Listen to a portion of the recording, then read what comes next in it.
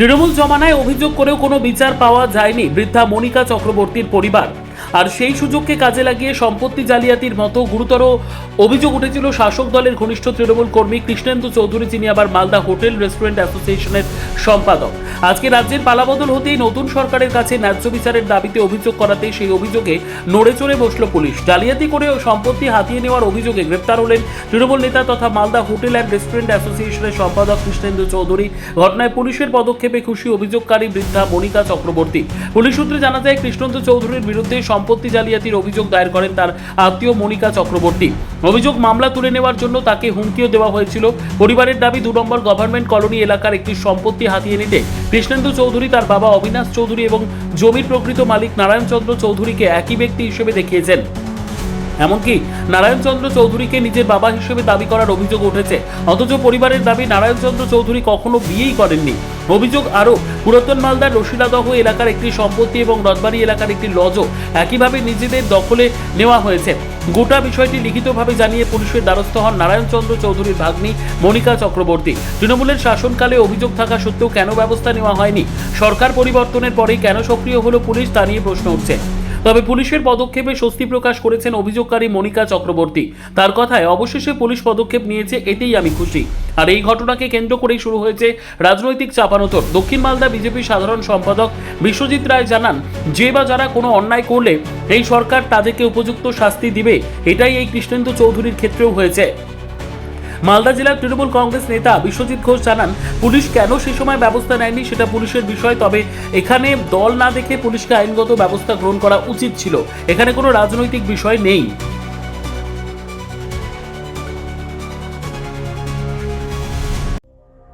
সংবাদটি নিবেদন করছেন স্বস্তিলোক উৎসব ভবন, গঙ্গারামপুর, দক্ষিণ দিনাজপুর।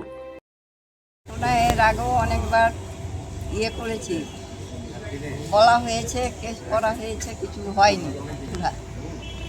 নতুন সরকার আসার পরে এখন আমরা করেছি আবেদন, যাতে আমার ন্যায় বিচারটা হয়।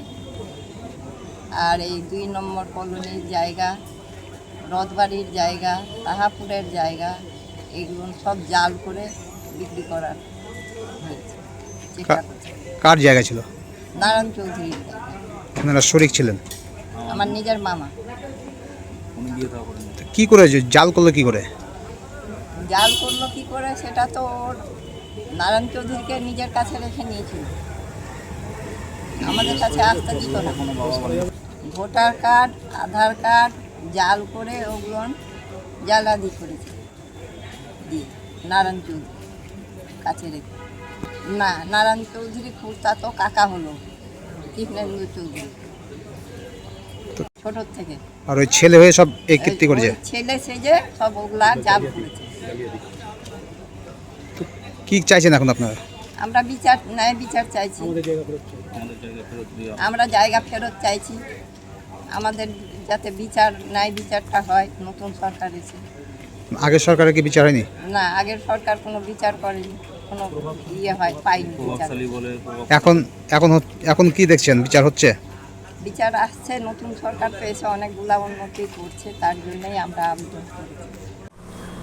মালদা হোটেল অনার্স এবং অ্যাসোসিয়েশনের সম্পাদক কৃষ্ণেন্দু চৌধুরীকে 2 দিন আগে পুলিশ অ্যারেস্ট করছে।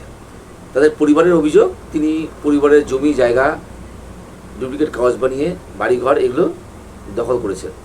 এই অভিযোগের ভিত্তিতে তাকে পুলিশ ধরেছে। অভিযোগ এর আগেও নাকি তাদের বিরুদ্ধে অভিযোগ জমা পড়েছে নির্বাচন থানায়, কিন্তু তৃণমূল নেতাদের সঙ্গে যোগাযোগের জন্য তাকে পুলিশ অ্যারেস্ট করে। দেখুন, এইরকম অভিযোগ করাটা ঠিক নয়। কারণ যদি পুলিশ কোনো অ্যাকশন নেওয়া নিয়ে থাকতো সেই সময়তে, তাহলে কোর্ট ছিল, কোর্টের নির্দেশে পুলিশ অ্যাকশন নিত। বর্তমানে তাকে যখন অ্যারেস্ট করেছে এবং বিগত দিনেও যে অভিযোগ, যদি পুলিশ কোনো অ্যাকশন নেওয়া থাকে সেটাও তদন্ত করার আবেদন জানাই। আমরা জানাই পুলিশ তদন্ত করুক, নিরপেক্ষ তদন্ত করুক, তখনও কেন অ্যাকশন নেয়নি? আর এখনও যদি তিনি কোনো অন্যায় করে থাকেন, তাহলে পুলিশ তদন্ত প্রক্রিয়ার মাধ্যমে সাহায্যের ব্যবস্থা করবে। মূলত অভিযোগটা কি? মূল অভিযোগ হচ্ছে নারায়ণচন্দ্র চৌধুরী, তিনি অবিবাহিত ছিলেন এবং তার একটা বোন ছিল। আবার নারায়ণ চৌধুরীর বাবার নাম হচ্ছে কৈলাসচন্দ্র চৌধুরী এবং নারায়ণ চৌধুরীর সমস্ত সম্পত্তি দীর্ঘদিন ধরে এই কৃষ্ণেন্দু চৌধুরী, যার বাবার নাম হচ্ছে অবিনাশ চন্দ্র চৌধুরী, তারা জালিয়াতি করে হোক, জবরদখল করে হোক, এরকমভাবে দিনের পর দিন সেই ওয়ারিস মনিকা চক্রবর্তী, যার কমলা বালা চৌধুরী, যে নারায়ণ চৌধুরীর বোন, তাদের সম্পত্তি ওয়ারিস একমাত্র, তাদের সম্পত্তি সমস্ত কিছু ওরা দখল করে নিয়েছে দিনের পর দিন। মালদার হোটেল অনার্স অ্যাসোসিয়েশনের সম্পাদক কৃষ্ণেন্দু চৌধুরী ইতিমধ্যে অ্যারেস্ট হয়েছে। আমরা ভারতীয় জনতা পার্টি বলতে চাই, যেহেতু একটা ব্যবসায়ী সংগঠনে উনি উচ্চপদস্থ একটা জায়গায় ছিলেন, সেখান থেকে কখনোই এটা কাম্য নয়। কারণ কোনো সংগঠনে যদি রিপ্রেজেন্ট করেন, ওনাদেরকে ভাবমূর্তি স্বচ্ছ রাখার জন্য অনেক প্রয়াস করতে হয়। সেখান থেকে ওনার উচিত ছিল যে এই সব থেকে দূরে থাকা। সার্বিকভাবে ভারতীয় জনতা পার্টি সরকারে আসার আগে এবং আমরা পরেও বলেছি যে বা যারা হোক যদি অন্যায় করে তাদেরকে তাদের আইনত ব্যবস্থা হবে তাদের। সর্বোত্তম সুযোগ সুবিধে রয়েছে আতিথেয়তায়।